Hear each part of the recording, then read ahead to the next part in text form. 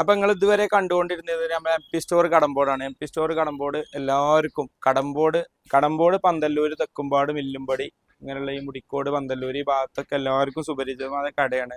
ഒരുപാട് കാലം പിന്നെ ഇത് IP സ്റ്റോർ കടമ്പോട് എന്നുള്ള പേരിൽ തന്നെ അറിയപ്പെട്ടിരുന്നത്. ഇപ്പം അത് MP സ്റ്റോർ എന്നുള്ള പേരിൽ അറിയപ്പെടാൻ കുറച്ച് കാരണങ്ങളുണ്ട്. ഏതായാലും നമുക്ക് പിന്നീട് പറയാം.